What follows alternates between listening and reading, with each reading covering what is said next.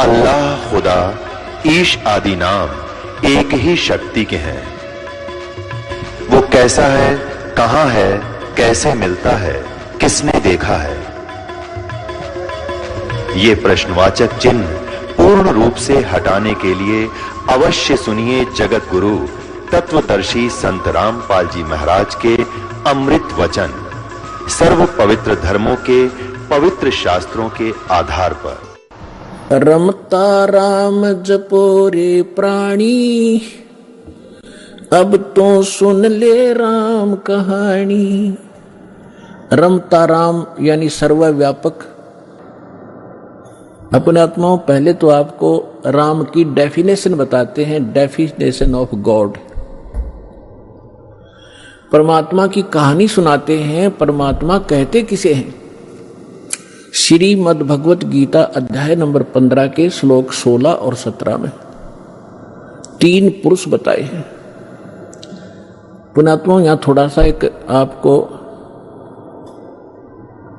थोड़ा सा सत्र करता हूं कि देखो, आज मानो कितना इंटेलिजेंट हो गया। छोटे छोटे बच्चे इतने बड़े बड़े सब्जेक्ट को कंठस्थ याद कर लेते हैं और सफल हो जाते हैं।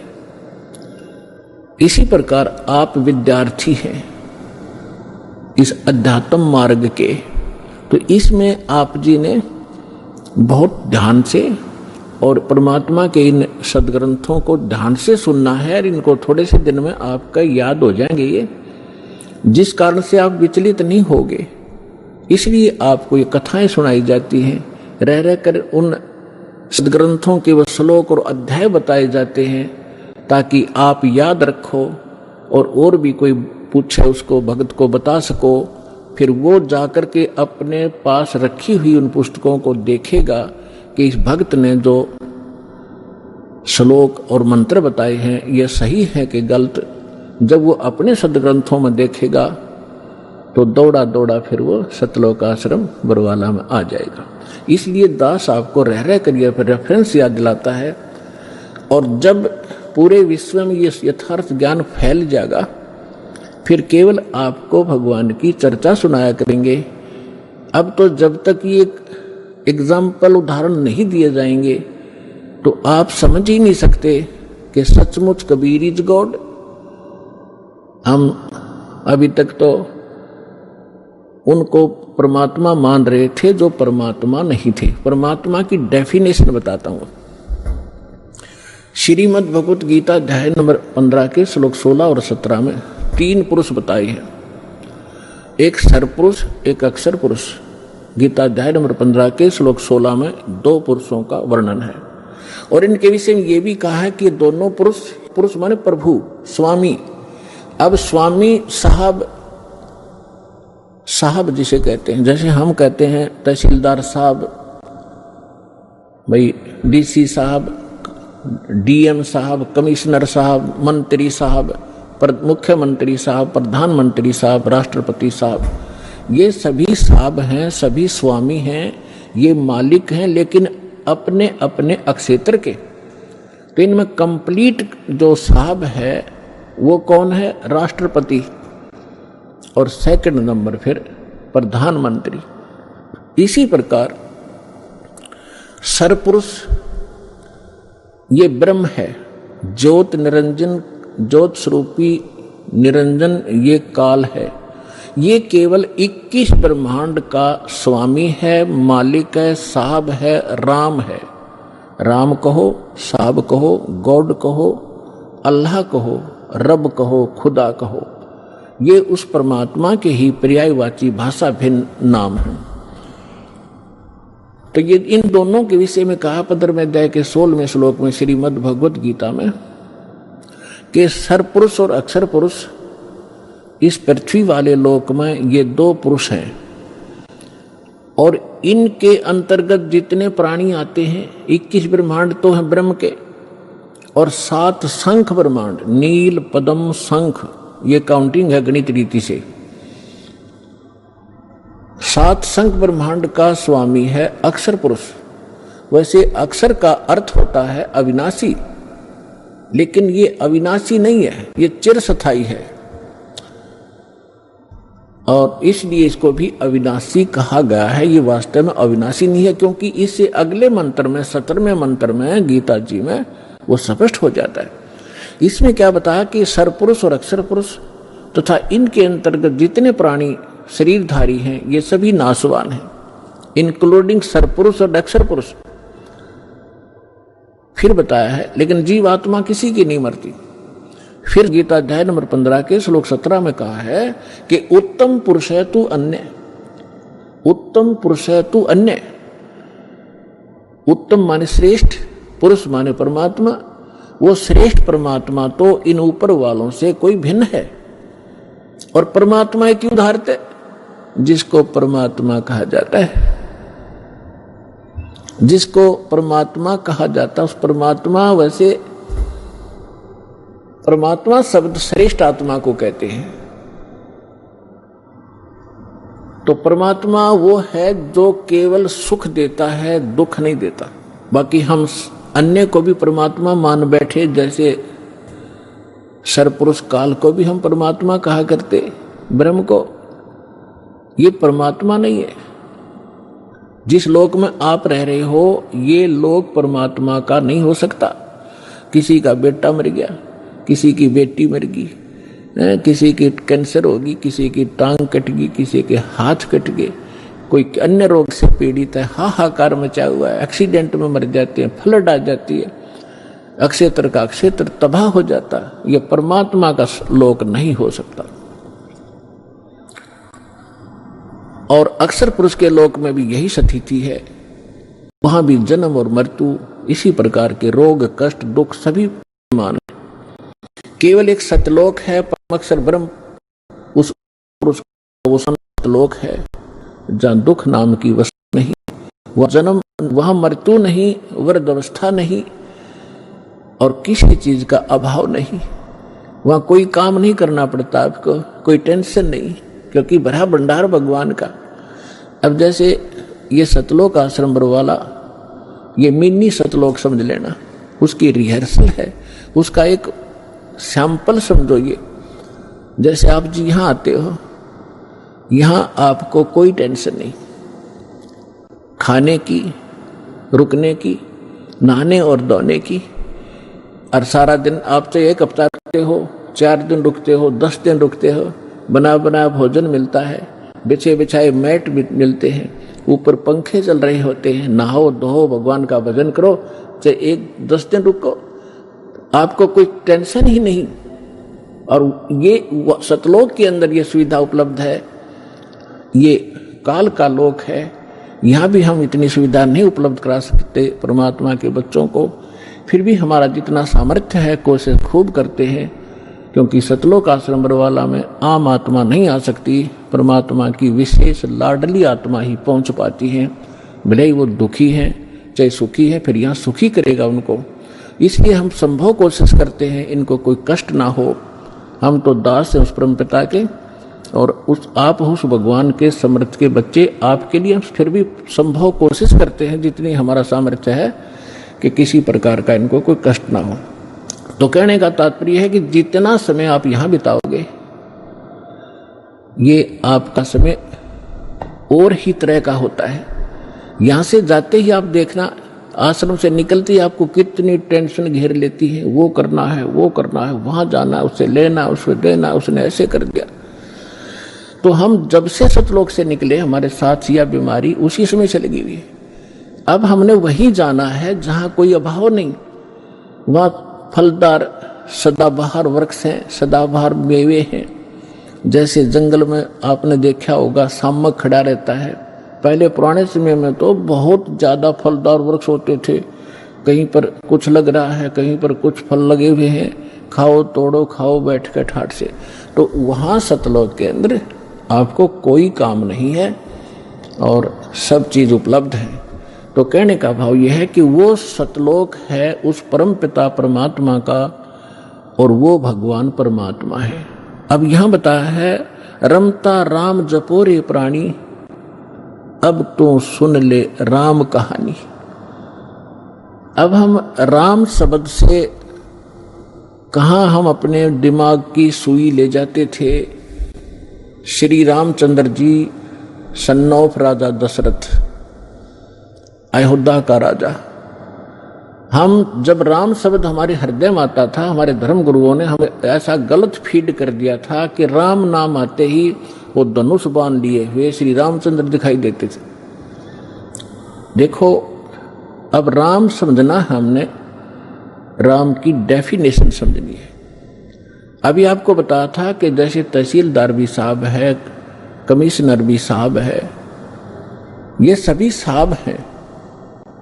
मंत्री, मुख्यमंत्री, प्रधानमंत्री, राष्ट्रपति सारे साहब हैं, लेकिन ये अपने अपने सत्र के साहब हैं। और इनमें जो समर्थ साहब है वो राष्ट्रपति, प्रधानमंत्री जी हैं। इसी प्रकार रामचंद्र जी ये श्री विष्णु समझो, सतोगुण विष्णु। और विष्णु जी की कितने राम हैं, कितने मालिक हैं, कितने पुरुष हैं, कितने प्रभु हैं, कितने देव हैं। ये केवल एक सतोगुण प्रधान भगवान राम है ये। और केवल एक ब्रह्मांड के अंदर 3 लोकों के ऊपर इस विभाग के मंत्री हैं। ये सतोगुण विभाग के मिनिस्टर हैं, पृथ्वी लोक पर, स्वर्ग लोक पर और नीचे पाताल लोक पर। केवल 3 लोकों पर अपने इस विभाग के ये स्वामी हैं, राम हैं। ब्रह्मा जी रजोगुण विभाग के मंत्री हैं, मिनिस्टर हैं। और ये भी इन्हीं 3 लोकों के ऊपर स्वामी हैं, राम हैं, मालिक हैं, पुरुष हैं, प्रभु हैं। और शंकर भगवान तमोगुण विभाग के मिनिस्टर हैं। इसी प्रकार इन 3 लोकों पर इनके जो पिता हैं सरपुरुष ब्रह्म, ज्योत स्वरूपी निरंजन, ये इसके 21 ब्रह्मांड हैं। एक ब्रह्मांड समझो एक प्रांत है, और ये प्रत्येक प्रांत में मुख्यमंत्री का, चीफ मिनिस्टर का रोल करता है। अपने 3 पुत्रों को ये प्रधानमंत्री, ये मंत्री बनाकर रखता है। मुख्यमंत्री, मुख्य मीन यहाँ वाला मुख्यमंत्री नहीं, यानी अन्य से जैसे देव और भी हैं, जैसे जल का देवता वरुण है और धन का देवता कुबेर है, ऐसे ये अलग अलग जो और देवता हैं, जैसे सूर्य प्रकाश स्रोत का देवता भगवान प्रभु सूर्य है। सूर्य ये आग का गोला नहीं है, एक देव है जो इन प्रकाश स्रोतों का स्वामी है। जैसे बिजली मंत्री होता है, बिजली मंत्री, विद्युत मंत्री वो कोई पत्थर का नहीं होता, या कोई वो बिजली चमकती हुई नहीं होता, वो एक इंसान होता है, उसके कंट्रोल में बिजली विभाग होता है। इसी प्रकार सूर्य देव ये नहीं है जो सूर्य चमक रहा है, इनके ऊपर कंट्रोलर है सभी सूर्यों पर। इस ब्रह्मांड के अंदर भी कई सूर्य हैं, एक नहीं। और ऐसे ऐसे बहुत से और भी प्रकाश स्रोत हैं चंद्रमा की तरह, तो उन सब का कंट्रोलर वो है। ऐसे तो कहने का भाव ये है कि ये केवल 21 ब्रह्मांड का स्वामी है सरपुरुष। और अक्षर पुरुष 7 संग ब्रह्मांड का राम है, 7 संग ब्रह्मांड का स्वामी है, मालिक है। और परम अक्षर ब्रह्म, पूर्ण परमात्मा, उत्तम पुरुष है तू अन्य, वो कबीर देव जो है परम अक्षर ब्रह्म, वो असंख्य ब्रह्मांड का राम है, मालिक है, स्वामी है। तो अब क्या बताते हैं, रमता राम जपो रे प्राणी, अब तो सुन ले राम कहानी। कच्छ मच्छ कूरम ना होते, धौल धरनी नहीं ध्यानी। चंद सूरज 2 दीपक ना थे पवन और पानी। भाई कच्छ मच्छ ये कूरम ना होते, धौल धरनी नहीं ध्यानी। चंद सूरज 2 दीपक ना थे पवन और पानी। ब्रह्मा विष्णु महेश नहीं होते, नहीं लक्ष्मी नहीं गौरज रानी। सावत्री नहीं सनकादिक तब होते अलख बिनानी। पुणात्मा आप दास जी अभी आपको बताया था कि परमात्मा अच्छी आत्माओं को मिलते हैं, ये उनका विधान है। और वो सतलोक में रहता है, वहां से गति करके आते हैं, अच्छी आत्माओं को मिलते हैं और अपनी महिमा को आप ही अपनी अमृतवाणी से बोल बोल कर ऊंचे स्वर में कविताओं के माध्यम से, दोहों के माध्यम से, शब्दावली के माध्यम से एक कवि की तरह आचरण करते हुए वो अपना ज्ञान प्रचार करते हैं और उनसे प्राप्त ज्ञान को संत भी उसी प्रकार उस परमात्मा की महिमा को सुनाया करते हैं। तो परमात्मा कहते हैं, चारों युग में मेरे संत पुकारे, कोक कहा हम हेल रे, हीरे माणिक मोती बरसे, ये जग चुगता ढेल रे। परमात्मा स्वयं आकर बता के गए थे 600 वर्ष पहले अपनी अमृतवाणी में, कबीर वाणी में, कि चारों युग में हम आते हैं और अपनी प्यारी आत्माओं को ये यथार्थ ज्ञान सुनाते हैं और वो मुझसे प्राप्त ज्ञान को मुझसे परिचित महापुरुष भी मेरे संत इसी ज्ञान का आगे प्रचार करते हैं। ढोल के डंके पे जगह जगह जाकर सत्संग करते हैं। तो क्या बताते हैं, चारों युग में परमात्मा आते हैं। सतयुग में सत सुकृत कह टेरा, त्रेता नाम मुनिंदर मेरा, द्वापर में करुणा में कहाया, कलयुग नाम कबीर धराया। चारों युग में मेरे संत पुकारे, कोक कहा हम हेल रे, हीरे माणिक मोती बरसे, यो जग चुगता ढेल रे। परमात्मा ने कहा और मेरे से परिचित सब संत वो भी यही बता रहे हैं कि हम यथार्थ ज्ञान, यथार्थ वो भक्ति विधि बखेर रहे हैं, सरेआम आवाज लगाकर सुना रहे हैं। आप हमारे इस ज्ञान को ना सुनकर जो हम सत साधना रूपी और सत ज्ञान रूपी हीरे और मोती आपके ऊपर बरसा रहे हैं, आपके सामने डाल रहे हैं, आप ठुकरा कर चल देते हो और आप आन उपासना करते हो अन्य देवताओं की, जो शास्त्र विधि को त्याग कर मनमाना आचरण है, जिसके विषय में श्रीमद् भगवत गीता अध्याय नंबर 16 के श्लोक 23 और 24 में कहा गया है कि शास्त्र विधि को त्याग कर जो मनमाना आचरण करते हैं अर्जुन, उनको न तो कोई सुख होता है, न उनकी सिद्धि होती है और न ही उसको कोई गति होती है। व्यर्थ, यूजलेस। इससे तेरे लिए अर्जुन कर्तव्य और अकर्तव्य की व्यवस्था में कौन सी साधना करनी चाहिए, कौन सी भक्ति करनी चाहिए और ना करनी चाहिए, उसमें सदग्रंथ ही प्रमाण मानना, किसी के लोक वेद पर, दंत कथा पर विश्वास मत करना। तो जितने भी परमात्मा कहा करते थे कि तुम्हारे जो धर्म गुरु हैं, कबीर परमेश्वर जी कहा करते थे कि तुम्हारे जितने धर्म गुरु हैं ये गलत ज्ञान प्रचार कर रहे हैं, तुम्हें सत भक्ति नहीं बता पा रहे हैं और हम सत भक्ति बता रहे हैं, तुम इनको ठुकरा करके वो साधना कर रहे हो जो ना तुम्हें सुख कर सकती है, ना तुम्हारा भविष्य में आने वाले आपदाओं को नहीं टाल सकती है। आपके प्रारब्ध में, आपकी किस्मत में जो लिखा है आपका कष्ट, उसका निवारण नहीं कर सकते। तो वो आप डड़े ढो रहे हो, कंकर पत्थर इकट्ठे कर रहे हो, उनको हीरे और मोती जान के, वो तुम्हारी भारी भूल है। इन कंकर और पत्थरों को जब आप आगे जाकर ले जाओगे सिर पर रख कर और जहां इनकी कीमत लगेगी, तब आपको पता चलेगा कि तुम पत्थर उठा लाए, कंकर उठा लाए, लाल हाथ लगा नहीं। तो क्या बताते हैं, चारों युग में मेरे संत पुकारे, कोक कहा हम हेल रे, हीरे माणिक मोती बरसे, ये जग चुगता ढेल रे। कि हम सत साधना, सत भक्ति रूपी हीरे मोती आपके ऊपर बरसा रहे हैं और आप फिर भी कंकर पत्थर यानी आन उपासना करने में लगे हुए हो, उन देवी देवताओं की पूजा करते हो जो तुम्हें कभी सुख नहीं दे सकते। वो स्वयं सुखी नहीं, उनका अस्थायी समय सबका सब नाशवान है। फिर पकड़ थिर रही है, समर्थ की शरण गह कर ही आप सुखी हो सकते हो। समरथ का शरणाग हो, रंग होरी हो, वाई कदे न हो ए काज राम रंग होरी हो।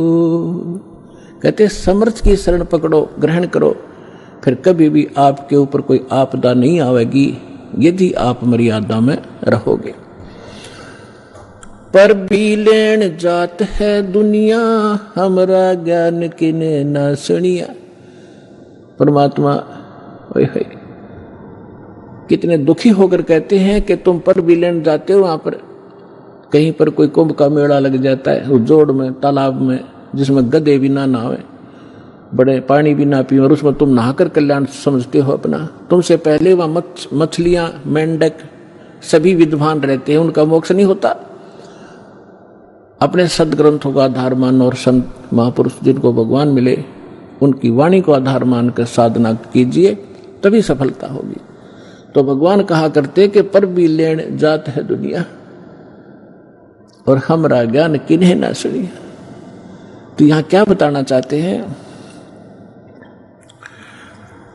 भाई, कच्छ मच्छ कूरम ना होते, दौल धरनी नहीं ध्यानी, ये चंद सूरज दो दीपक न थे, नहीं थे पवन और पानी। ब्रह्मा विष्णु महेश न होते, नहीं लक्ष्मी गौरज रानी, सावतरी नहीं सनकादिक तब होते अलख विनानी। अब आदरणीय गरीबदास साहिब जी कह रहे हैं परमात्मा से प्राप्त उस यथार्थ ज्ञान के आधार से कि पहले, सबसे पहले कुछ भी नहीं था, केवल एक परमात्मा था। और यही हमारे वेद बताते हैं, और यही वो महापुरुष बताते हैं, और यही परमात्मा स्वयं आकर ज्ञान देते हैं। हम ही अलख अला हैं कुतुब गोस और पीरे, गरीबदास खालिक धनी हमरा नाम कबीरे। ए स्वामी सृष्टा में सृष्टि हमार तीरे, दास गरीब ऊपर बसूं अधर बसूं अवगत सत्य कबीरे। परमात्मा ने स्वयं भी अपनी महिमा बताने की चेष्टा की, पर हम बालक इतने हैं, हम परमात्मा को पहचान नहीं सके, क्योंकि हम बाल बुद्धि बना दिए इन अज्ञानी संतों, महंतों, मंडलेश्वरों ने, गुरुओं ने। अपनात्माओं, सबसे पहले भगवान ने आपको शिक्षित किया और फिर इस ज्ञान को आप तक पहुंचाया। अब जितने भी आप यहां आए हो किसी भी धर्म मजहब से, सबसे पहले आपने ये ज्ञान सुना होगा तो बहुत बुरा लगा था, और आज आपको कैसा लग रहा है कि हे भगवान, अगर पृथ्वी पर ज्ञान है तो ये है ना, सब अज्ञान भरा पड़ा है। तो काल ने इतना ज्ञान ठुकवा दिया हमारे परमात्मा के बच्चों में कि ज्ञान से दूर भाग रहे, विरोध कर जाते हैं, अपना जीवन नाश कर लेते हैं। लेकिन इसलिए परमात्मा ने आपको शिक्षित बनाया। आज बूढ़े से लेकर बालक तक सबको अक्षर ज्ञान है। अगर मान ले कोई बुजुर्ग रह भी रहा कि तक कोण में ना पढ़ जाओ, तो उसके पोता पोती और उसके बेटे सारे शिक्षित तो बैठ कर समझाओगे कि नहीं पिताजी ऐसे है, ये सही लिखा है, इसमें गीता से हमने मिला लिया, तो भी मान जाएगा। तो इसलिए मालिक ने यह समय सेलेक्ट किया था कि जब बिचली पीढ़ी आवेगी और कलयुग 5505 बीत जाएगा, तब इस ज्ञान का हम ढोल के डंके पर प्रचार करेंगे और सब बच्चे मेरी शरण में आएंगे, सबका मोक्ष होगा। पूरे विश्व के बच्चे परमात्मा के ही बच्चे हैं, चाहे कोई हिंदू है, मुसलमान है, सिख है, ईसाई है, हम एक पिता के बच्चे। हम अपनी गलती से अलग अलग हो गए, हमें ज्ञान ठीक ना मिलने से हम भिन्न भिन्न हो गए। परमात्मा का आदेश है कि इस ज्ञान को सुनकर सब फिर एक होंगे और सबका मोक्ष होगा।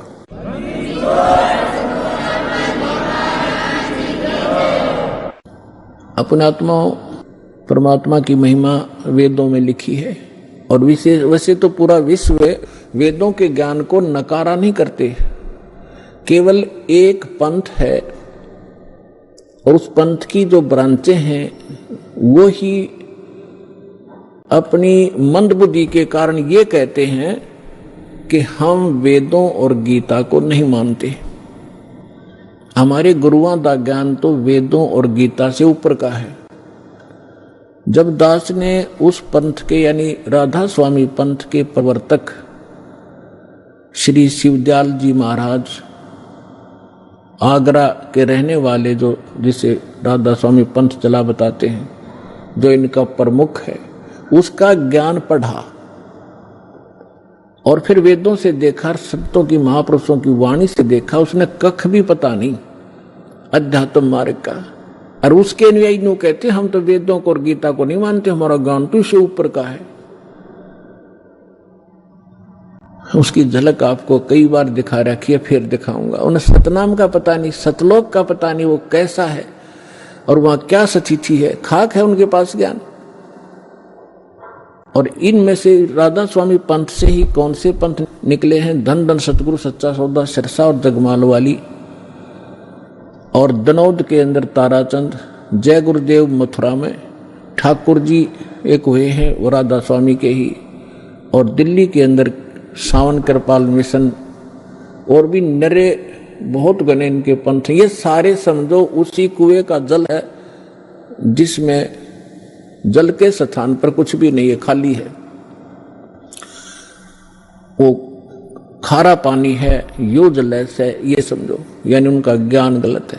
विश्व में कोई भी किसी भी मजहब का आदमी वेदों और गीता को नकारता नहीं, सब मानते। विशेषकर हिंदू धर्म तो मानता ही मानता है। तो दास आप ये समझाना चाहेगा कि जब वेदों में जो ज्ञान लिखा है, परमात्मा कैसा है, कहाँ रहता है, कौन है, कैसे मिलता है, तो फिर कम से कम हिंदू समाज ने पढ़े लिखे हो, एजुकेटेड हो, कोई बालक नहीं बतेरे दिन बह कालिया न हमारे को, तो आपने तो मानना ही पड़ेगा कि जो वेदों में परमात्मा की डेफिनेशन लिखी है, परमात्मा की महिमा लिखी है, उसकी परिभाषा लिखी है, वो सत्य है।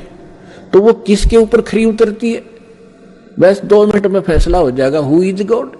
कौन है वो परमात्मा जिसके विषय में वेद गुण गाते हैं? ऋग्वेद मंडल नंबर 9 सूक्त 86 86 का मंत्र 26 और 27 में, ऋग्वेद मंडल नंबर 9 सूक्त 82 82 का 1 2 3 में, ऋग्वेद मंडल नंबर 9 सूक्त 54 मंत्र 3 में, ऋग्वेद मंडल नंबर 9 सूक्त 20 मंत्र 1 में, ऋग्वेद मंडल नंबर 9 सूक्त 1 मंत्र 8 और 9 में, ऋग्वेद मंडल नंबर 9 सूक्त 96 96 के 16 से 20 में, ऋग्वेद मंडल नंबर 9 सूक्त 94 के मंत्र 1 में, ऋग्वेद मंडल नंबर 9 सूक्त 95 के मंत्र नंबर 2 में, और भी अनेकों स्थानों पर। इसमें क्या लिखा है कि वो कबीर देव, कबीर साहब, कबीर भगवान वो ऊपर सतलोक में, अमरलोक के तीसरे भाग में वहां बैठा है, सभी ब्रह्मांडों के ऊपर। भवनो सर्व भवनो ओपरी तिष्ठति, सभी ब्रह्मांडों के सभी भवनों के ऊपर विराजमान है, और वो सिंहासन पर बैठा है जैसे राजा होते, राजा बैठते, राजा के समान है देखने में, मनुष्य सदृश है। और वहां से गति करके आता है। अच्छी आत्मा जो नेक दृढ़ भक्त होते हैं उनको मिलता है, उनको तत्व ज्ञान से परिचित कराता है।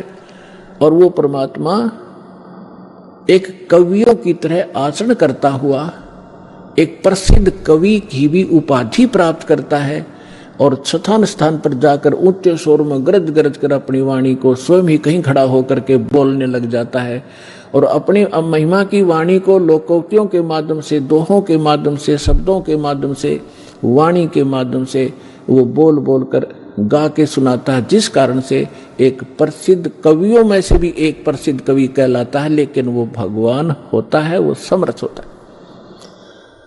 तो ये क्वालिटी किसके अंदर है? ये तो वेदों ने बताया।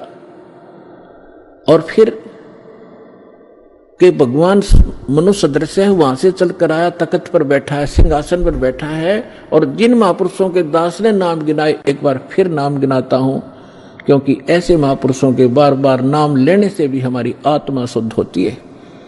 आदरणीय ध्रुवदास साहिब जी, आदरणीय मुल्कदास साहिब जी, आदरणीय नानक देव साहिब जी, आदरणीय दादू साहिब जी, आदरणीय गरीबदास साहिब जी, गांव छुड़ानी, जिला जज्जर हरियाणा वाले, आदरणीय घीसा दास साहिब जी, गांव खेखड़ा, जिला बागपुर उत्तर प्रदेश वाले, आदरणीय स्वामी रामानंद जी काशी वाले, अपनात्मा दास जिन महापुरुषों के नाम गिना रहा है, आप ये ना समझना कि जहां ये रहा करते वहां बड़ी भक्ति होगी, वहां कख नहीं किसी के पास।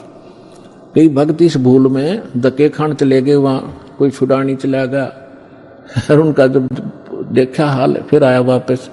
तो पुण्यात्मा, क्योंकि हम पहले या भटक चुके हो, अब बार बार ना भटकना, इसलिए दास आपको आगाह करता है। ये संत महापुरुष खड़े हुए, लेकिन वो भी उस महापुरुषों के इस ज्ञान से परिचित नहीं है। इन महापुरुषों ने फिर यही बताया। क्या बताया? जैसे नानक साहब ने कहा, धर्मदास जी ने तो कलमे तोड़ रखी है, पूरा कबीर सागर लिख रखा है भगवान कबीर साहब के बारे में कि ये पूर्ण परमात्मा है। मैंने सचखंड में जाकर देखा, वहां सिंहासन पर विराजमान थे, बड़ा तेजोमय शरीर था इन्हीं का। फिर वही मुझे फिर यहाँ मथुरा में मिले दोबारा आकर के, लेकिन यहाँ उनका तेज इतना नहीं था जितना सतलोक में था।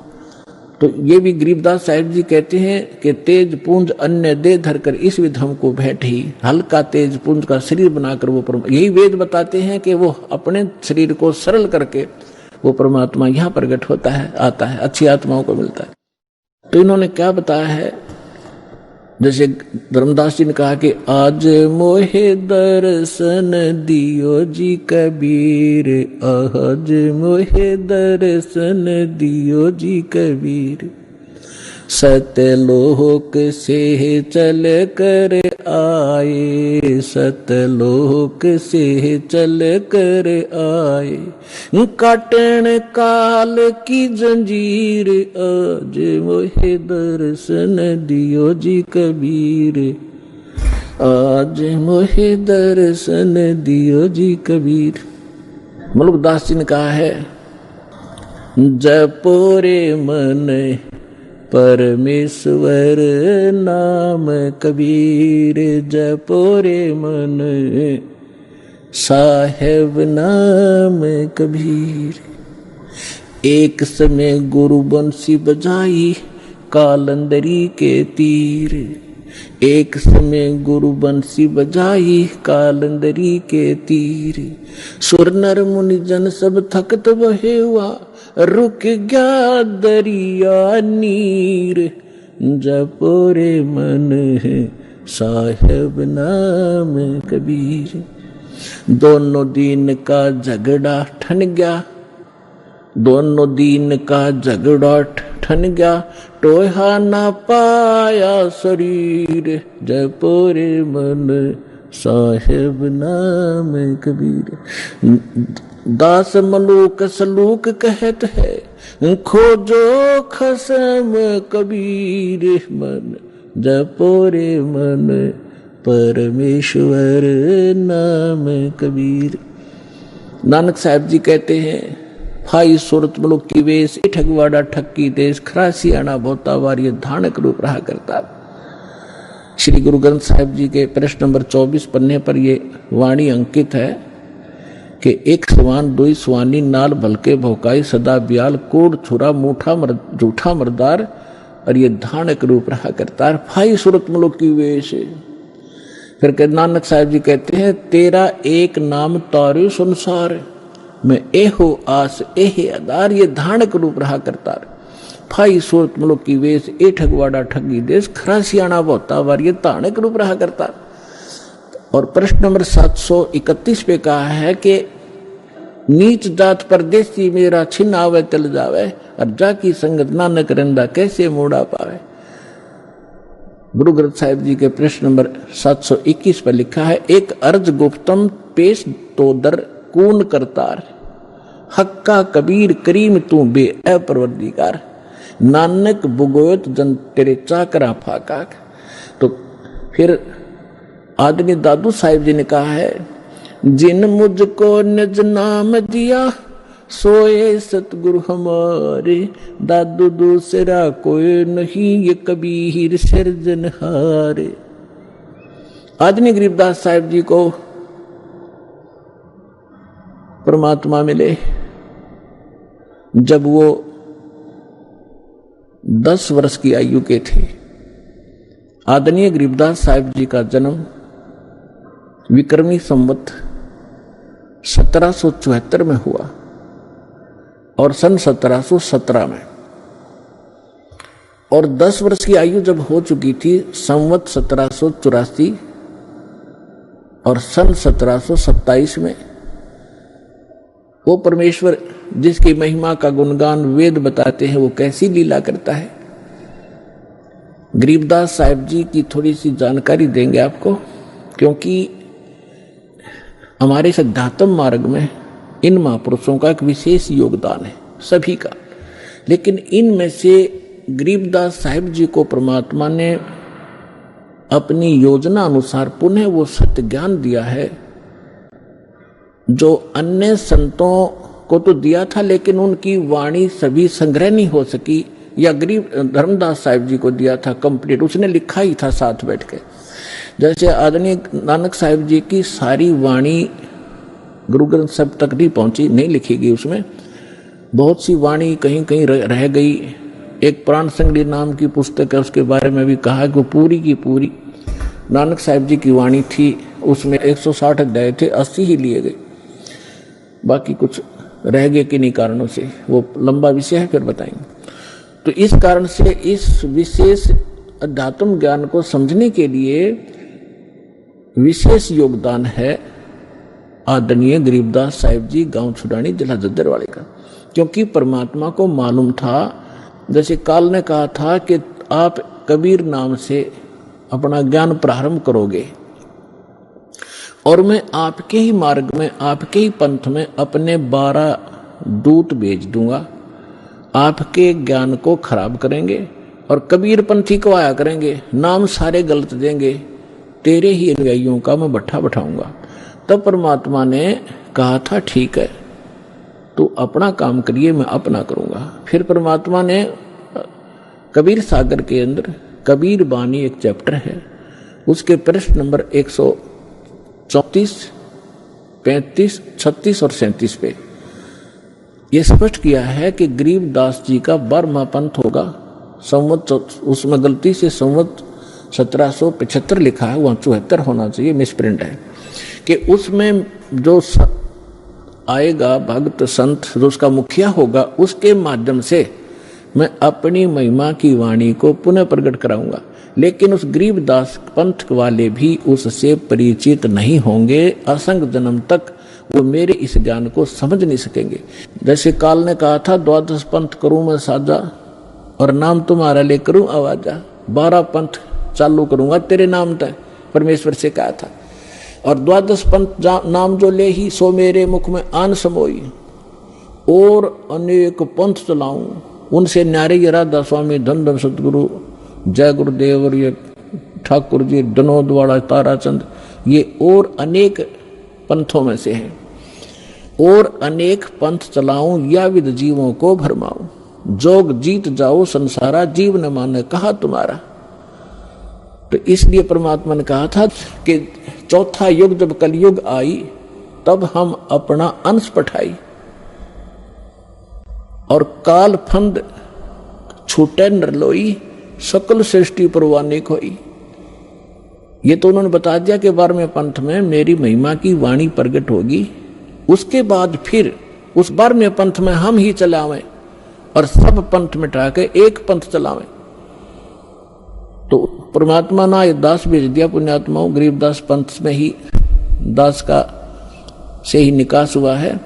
फिर क्या बताया है कि कलयुग बीते 5505, तब ये मेरा वचन होगा साचा। कलयुग बीत जावे जब एता, और सब जीव परम पुरुष पद चेता। 5505 जब वर्ष बीत जाएंगे,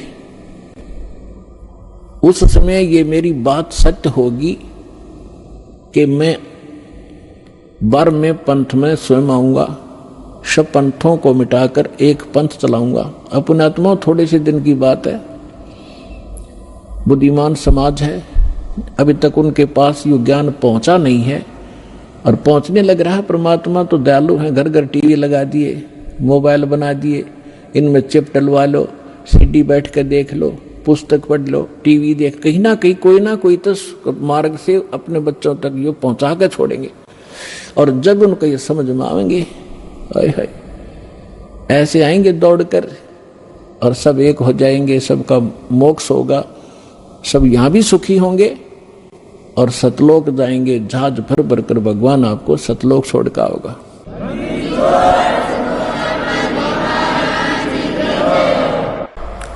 यहां जो प्रसंग चल रहा है कि गरीबदास जी जो हैं, इनका विशेष योगदान, इसलिए इनकी थोड़ी सी हिस्ट्री सुनाऊंगा ताकि आपको परमात्मा पहचानने में आसानी होगी।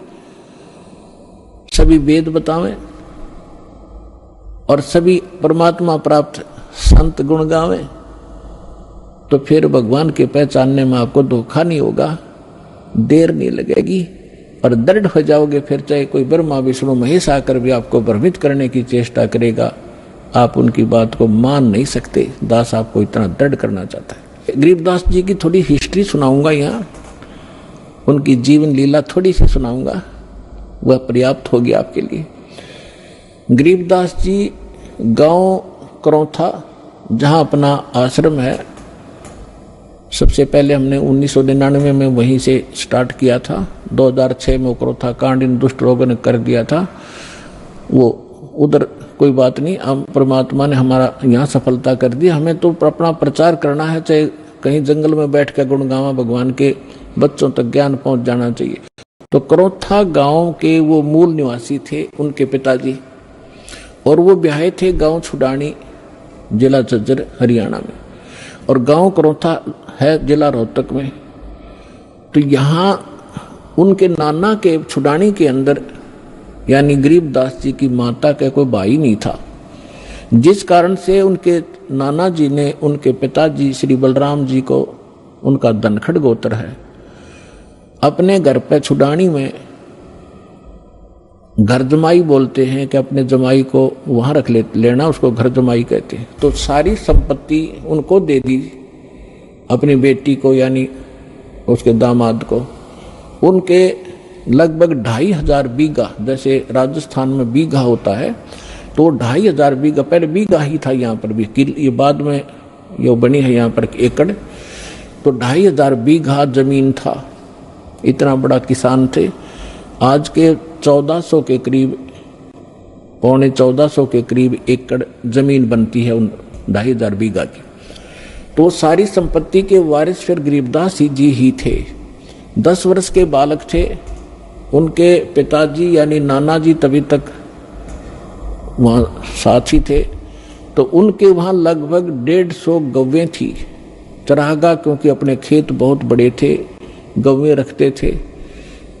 गरीबदास जी उन गौवों के पाली जाया करते थे चराने के लिए जंगल में।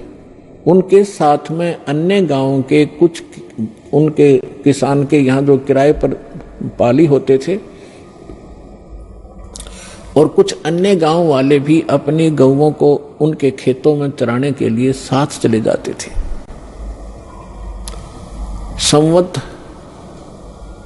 1784 यानी सन 1727 और फागुन उतरते की द्वादशी यानी फागुन सुदी द्वादशी को दिन के लगभग 10 बजे सभी गौवें चल रही थी। कोई बैठी हुई थी वृक्षों के नीचे, जांडी उस साइड में जैसे राजस्थान के अंदर जांड होते हैं ना, जांडियां, ऐसा ही स्थिति थी उस क्षेत्र की उस समय, जो आज बहुत से क्षेत्र में राजस्थान के अंदर।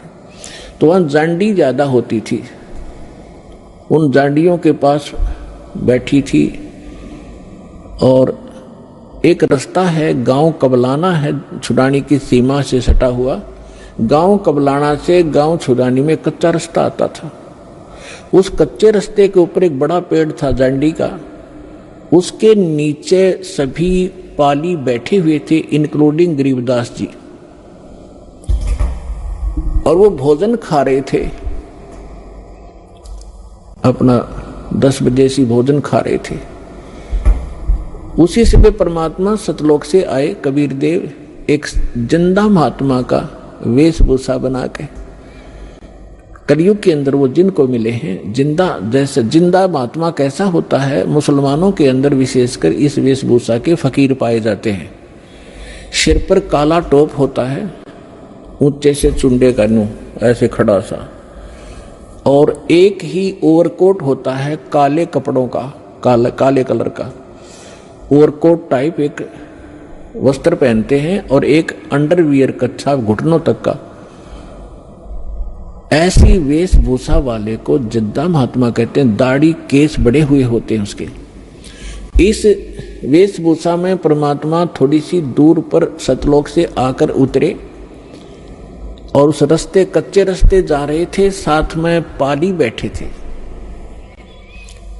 गरीबदास जी भी बैठे थे।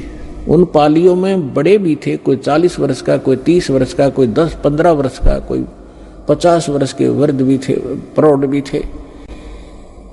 तो उस समय एक विशेषता थी, रास्ते चलते थे, साधु संत का तो आदर था ही था, आम व्यक्ति को भी विशेष रिगार्ड दिया करते थे और प्रार्थना करते थे, आओ जी भोजन पालो, दूर से चलकर आए हो, पैदल चल रहे, आओ महाराज बैठो, भोजन पाओ। खड़ा हो गया एक आध भक्त और हाथ जोड़ दिए। परमात्मा तो आए उसी लिए थे, बैठ गए उनके पास।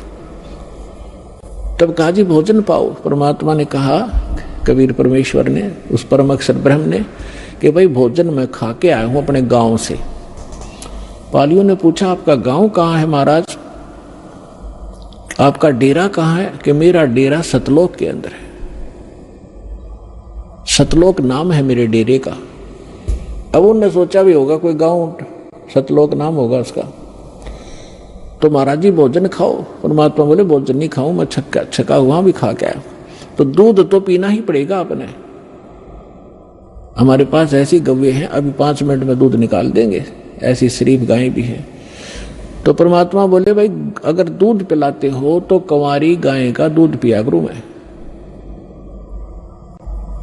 तो सभी कहने लगे बाबा जी तेरा दूध पीने की नीत नहीं है, आप तो मजाक करते हो, उपहास कर रहे हो हमारा, आप दूध पीना ही नहीं चाहते। परमात्मा कहते पीना चाहता हूं, निकालो, कंवारी गाय का दूध पीता हूं भाई मैं। तब गरीबदास जी खड़े हुए, उनकी एक प्रिय बछिया थी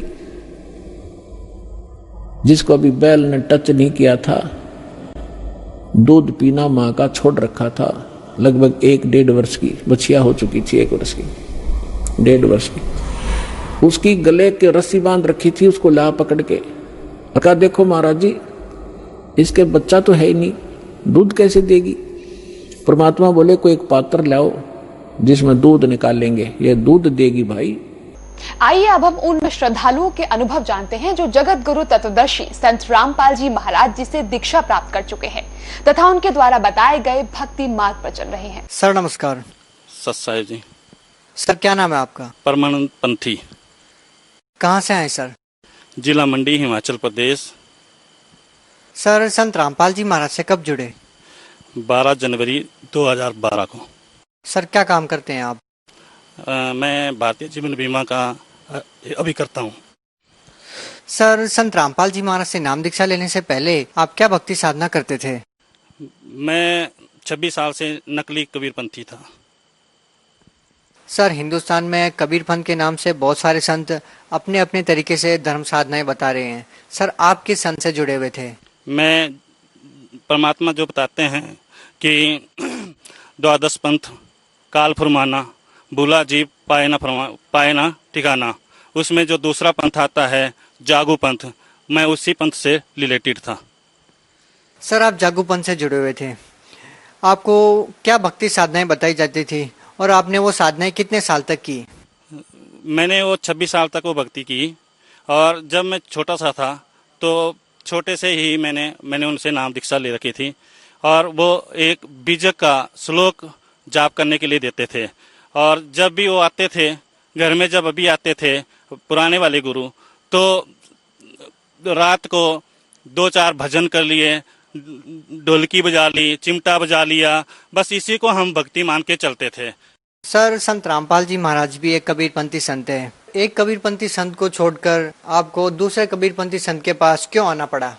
मैं जब भी गुरुजी रामपाल जी महाराज की शरण में गया तो मैं आध्यात्मिक लाभ के उद्देश्य से नहीं गया। मैं कंटिन्यू हर साल हर साल मेरे को टाइफाइड हो जाता था। मार्च से लेकर जून जुलाई तक मेरे को टाइफाइड होता रहता था, जिससे मैं बहुत बीमार रहता था। मेरा शारीरिक जो स्थिति थी वो बहुत कमज़ोर थी। तो इसी करके हमारे गांव से 2 भगत परमात्मा की शरण में गए थे। वो बार बार मुझे यही स्ट्रेस करते रहते थे कि आप बरवाला चलिए, आपकी जो बीमारी है वो कट जाएगी, आपके जो दुख है वो दूर हो जाएंगे। तो यही बात मेरे घर कर गई और मैं परमात्मा रामपाल की शरण में जाने के लिए 7 जनवरी 2012 को मालिक की शरण में गया। सर, आपने पहले ही गुरु बना रखा था, कबीरपंथ से आप जुड़े हुए थे। आपकी जो बीमारी टाइफाइड आपको रहता था, बहुत सारी समस्याएं आपको थी, जो आपने पहले नाम ले रखा था जागूपंथ से, वहां से वो समस्याएं ठीक क्यों नहीं हुई? क्योंकि जब मैं परमात्मा रामपाल जी महाराज की शरण में गया तभी मुझे पता चला कि मेरे जो गुरु हैं वो नकली हैं, उनका जो नाम है वो नकली है। वो सब पता मुझे गुरु जी की शरण के जाने के बाद ही प्राप्त हुआ। सर, समाज में एक धारणा है कि गुरु नहीं बदलना चाहिए, गुरु बदलना पाप है। सर, आपने पहले जागूपंथ से नाम ले रखा था, अब आपने संत रामपाल जी महाराज को गुरु बना लिया है, तो सर क्या आपको नहीं लगता कि आपने गुरु बदल के पाप किया है? बिल्कुल नहीं, बिल्कुल नहीं। परमात्मा कहते हैं गुरु करो 10 पांचा, जब तक मंत्र ना मिले सांचा। सर, संत रामपाल जी महाराज से नाम दीक्षा लेने के बाद आपको क्या क्या लाभ मिले? एक तो मुझे आध्यात्मिक लाभ मिला, भक्ति का पता चला कि भक्ति किसे कहते हैं और मुक्ति कैसे मिलेगी। ये सब ज्ञान मुझे परमात्मा की शरण में जाने के बाद मिला। और जो शारीरिक कष्ट मेरे रहते थे, जो मेरे शरीर में जो बीमारियां थी, वो सब परमात्मा की शरण में जाने के बाद पूरी की पूरी खत्म हुई। सर, आपको क्या क्या शारीरिक बीमारियां थी? 2 साल पहले मेरे को कम से कम 30 या 35 बीमारियां लग गई थी। ये परमात्मा मेरे से परीक्षा ले रहे थे कि मेरा बच्चा मेरे ऊपर कितना दृढ़ है। वो मेरी परीक्षा ले रहे थे शायद। तो कभी मेरे को गले में थायराइड था, और कभी मेरी शुगर थी, कभी मेरे को बवासीर थी, कभी मेरे यूरिन में इन्फेक्शन था, और कभी मेरे पेट में इन्फेक्शन था, और कभी मेरे गर्दन में पेन थी, बैकबोन में मेरे प्रॉब्लम थी। कोई भी ऐसी बीमारी नहीं थी जो मेरे को नहीं थी। जब भी मैं डॉक्टर के पास कोई भी टेस्ट करवाने जाता था, हर टेस्ट मेरा पॉजिटिव निकलता था और कोई भी टेस्ट नेगेटिव नहीं निकलता था। लेकिन मैंने मन ही मन परमात्मा से प्रार्थना की, हे परमात्मा, तुम जिंदे हुए मरे हुए को जिंदा कर सकते हो, तो मैं तो अभी जिंदा हूँ, और आप मुझे ऐसे कैसे छोड़ सकते हो? मरने का मुझे कोई गम नहीं परमात्मा, मुझे एक ही गम है कि मैं बिना सार नाम लिए, आप बिना सार नाम लिए इस शरीर को ना त्यागूं। और परमात्मा ने बहुत बड़ी कृपा की। आज मेरा थायराइड, आज मेरा शुगर, आज मेरा बीपी सब कंट्रोल है बिना दवाई के, और एक भी कोई ऐसी मेरी डिजीज नहीं है जो मेरे आज शरीर में है। मेरा 2 साल पहले कम से कम 10 kg मेरा वजन लूज हो गया था, और मैं परमात्मा को कहता था कि परमात्मा, तुम तो मरे हुए को जिंदा करते हो, और आपकी भक्ति से तो परमात्मा मरे हुए तो जिंदा होते हैं, मैं तो अभी जिंदा हूँ, मुझे भक्ति के लिए जिंदा कर दो। तो आज परमात्मा ने मुझे भक्ति के लिए जिंदा किया, और मैं परमात्मा रामपाल जी के मैं क्या क्या गुण गाऊं। अगर मेरे ये गुण गाने लग जाऊं तो ये जिंदगी खत्म हो जाएगी, अगर लिखने लग जाऊं तो कलम की स्याही खत्म हो जाएगी, लेकिन मैं उनके गुण नहीं लिख सकता, नहीं भूल सकता। सर, आप जिसको परमात्मा बोलते हैं, जैसा कि आपने बताया कि आपको बहुत सारी बीमारियां थी, इतनी सारी बीमारियां संत रामपाल जी महाराज से नाम दीक्षा लेने मात्र से आपकी ठीक हो गई। फिर एक ऐसा संत जेल में है, खुद वो परेशानियों में है, लेकिन अपने भक्तों के कष्ट को दूर कर रहे हैं, और खुद वो जेल में है। सर, क्या कहना चाहेंगे? ये तो भ्रम है दुनिया जी का कि हमारे परमात्मा रामपाल जी महाराज जेल में हैं।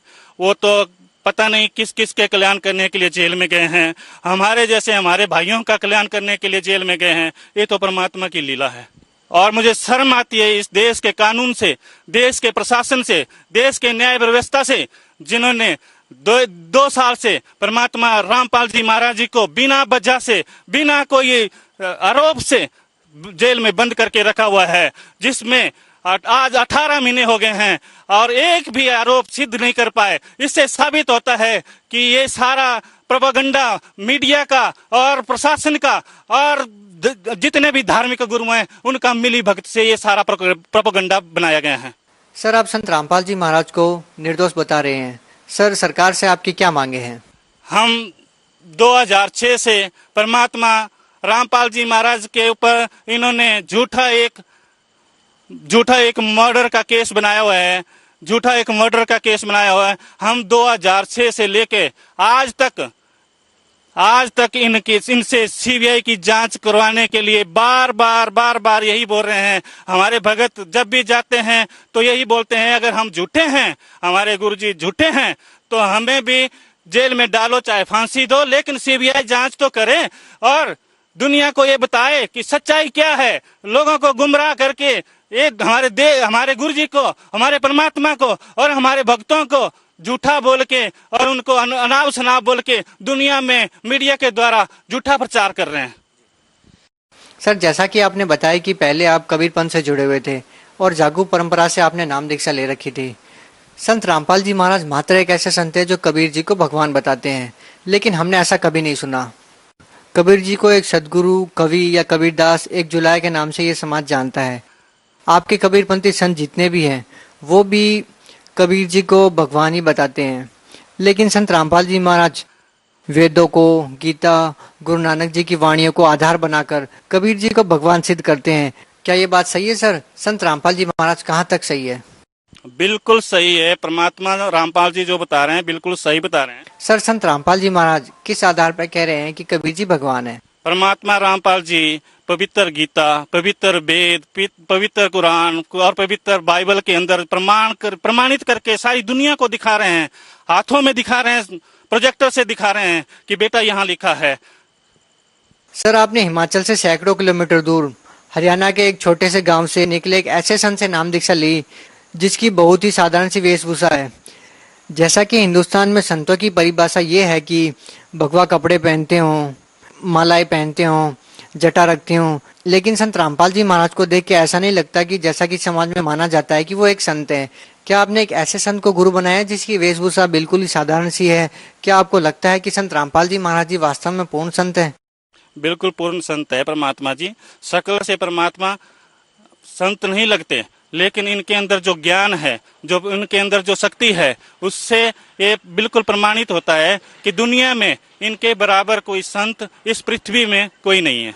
ये परमात्मा की वाणी है कि कंठी माला सुमनी पहने से क्या हो, ऊपर डूंडा साध का अंदर जाए खो।